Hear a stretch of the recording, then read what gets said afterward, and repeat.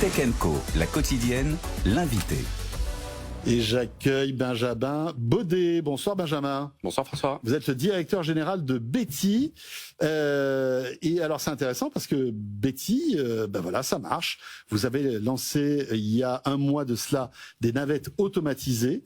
Alors on est à côté de la gare de Valence TGV, je crois. Tout à fait, oui. On est sur le parc d'activités de Rovaltin qui est connecté à la gare de Valence TGV. Voilà, donc il y a toute une zone économique, peut-être même industrielle. Comme beaucoup de gares TGV. Voilà. Donc on arrive en TGV. On descend. Et si on a une voiture à récupérer sur un parking longue durée qui est un petit peu loin de la gare, on se sert des navettes automatisées pour pouvoir se rendre sur ce parking. Alors à quoi elle ressemble cette navette ? C'est un minibus qui fait à peu près 6 mètres de long, qui permet d'embarquer dans certains modèles jusqu'à 15 passagers. Aujourd'hui sur Rovaltin, c'est uniquement 7 passagers que l'on embarque et qui vont effectivement circuler sans conducteur à bord, sans pédale, sans volant. Waouh, ça marche ? Ça marche. J'imagine que si vous l'avez déployé, c'est que ça marche. Oui, ça marche, d'autant plus qu'effectivement on est sur route ouverte, donc on est dans un environnement... Vous n'êtes pas dans une voie Non, on n'est pas dans une voie dédiée. Il peut se passer des choses, en fait. Exactement. Alors ça marche, c'est pas non plus une première en France, parce que ça fait plusieurs années qu'on arrive à déployer des navettes automatisées. Nous-mêmes, on a un projet dans le Val-de-Drôme qui fonctionne aujourd'hui entre une connexion entre une gare et une zone d'activité. Là, ce qui change un petit peu, c'est qu'on a un service, c'est un système qui est inédit en Europe, qui est présenté par Betty, mais qui est aussi présenté par le groupe Renault, par une société internationale qui s'appelle WeRide et la Massif.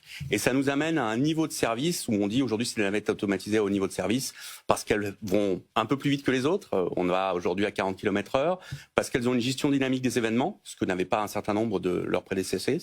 Et puis aussi parce qu'on les a connectés à un outil qui nous permet de manager à distance toute l'exploitation et toutes les opérations de ce véhicule, parce qu'une technologie de conduite automatisée ne fait pas un service de transport. C'est clair. Quel est le champ d'action de cette navette autonome ? En fait, son parcours ? Alors, ce qui est intéressant, et c'est le choix qu'a fait l'Europe et la France en matière de mobilité automatisée, à rebours peut-être de ce qu'ont fait au début les États-Unis et les acteurs de l'Asie, on apprend un parcours au véhicule, et ensuite, quand il va opérer, il va comparer ce qu'il a appris avec ce qu'il est en train de voir grâce à sa galaxie de capteurs. C'est extrêmement précis en matière de prise d'information, de 250 mètres jusqu'à quelques centimètres. Et cette bulle de sécurité lui permet effectivement, nous, de proposer un service aujourd'hui qui est en sûreté, qui est de qualité, qui est consistant pour la zone d'activité. Quels sont les capteurs qui permettent cette petite prouesse technologique ? Alors, on est en Europe et sur les architectures qu'on utilise en France plutôt sur des lidars. On est à l'inverse, effectivement, là aussi, d'usage de caméras. Nous, ce qu'on recherche, c'est la fiabilité. C'est de s'assurer que la détection, elle nous dise exactement si c'est un enfant qui va traverser ou si c'est une feuille qui est en train de voler. Et donc, de fait, effectivement, la technologie lidar, c'est à peu près ce qu'il y a de mieux.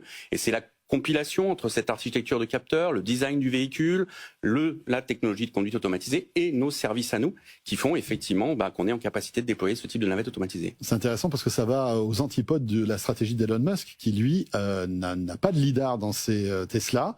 Et il confie en fait toute l'autonomie, l'intelligence de la voiture à des caméras. Je crois qu'il y en a 6 ou 7 en fait. Voilà. Ouais, et alors lui il est dans une logique. C'est intéressant. Enfin, en tout cas, c'est une autre voie. C'est une voie, moi je l'appelle probabilistique, c'est-à-dire qu'il joue la proba. C'est-à-dire qu'avec ses caméras, il va nous dire à 99,9%, je suis sûr que c'est une feuille, mais ça peut être un enfant. Nous, on est sûr que c'est un enfant ou une feuille.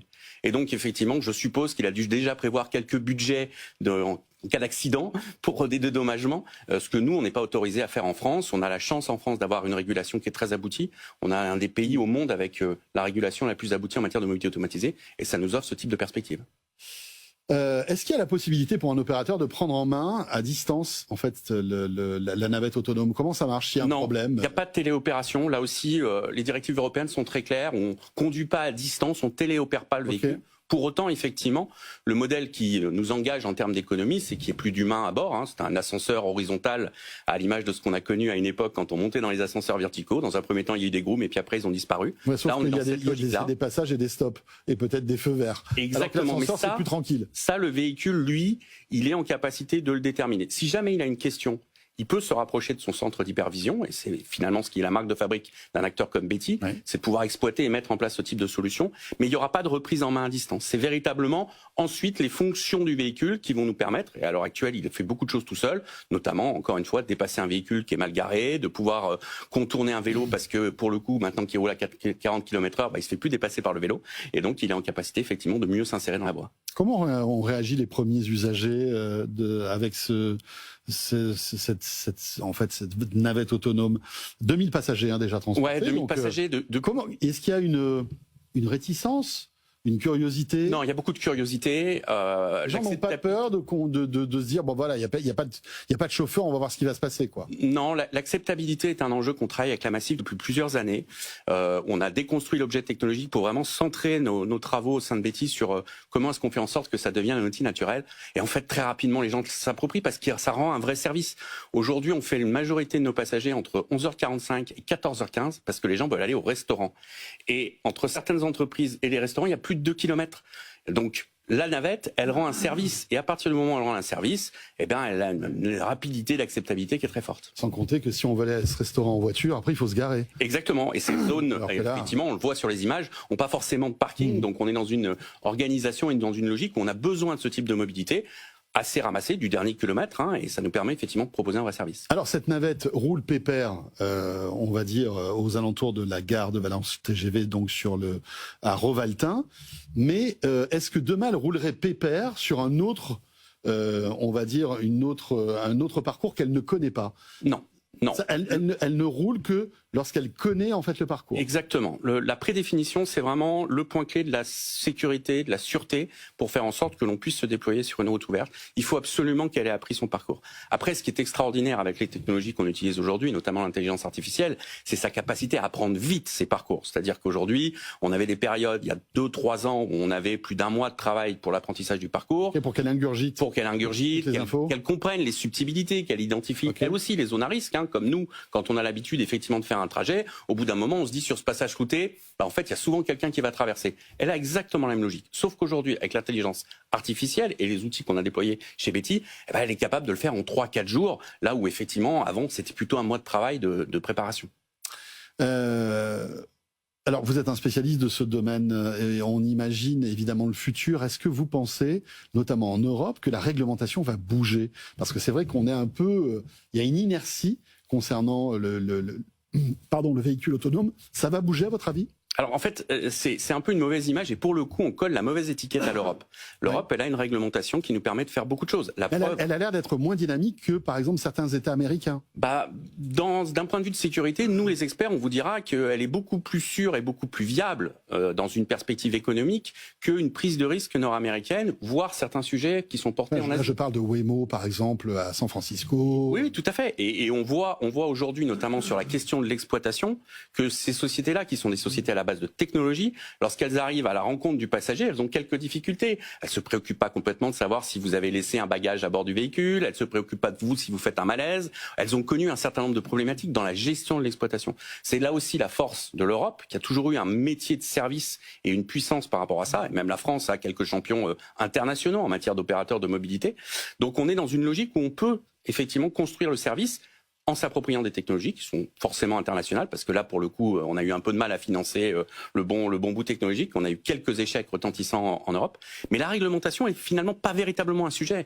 Je crois que la logique aujourd'hui qui nous conduit, c'est de pouvoir certifier et homologuer ces véhicules, donc arriver à un moment donné où on a une fiabilité, mais une fois qu'on y est, et on n'est vraiment pas loin de pouvoir le faire, nous aujourd'hui on a une cible à l'année 2025 pour ces véhicules véritablement en autonomie réelle, et bien de pouvoir effectivement toujours avec ce parcours, réelle, toujours dans le parcours qui exactement, avec une capacité effectivement d'avoir très très peu d'interaction avec le centre d'hypervision, et l'Europe est vraiment bien positionnée sur le sujet. On a même eu, et c'est la chance de notre pilote de service depuis plusieurs semaines, des délégations qui sont venues d'Allemagne, des délégations qui sont venues de Suisse, des délégations qui sont venues de Belgique et qui effectivement convergent sur cet usage.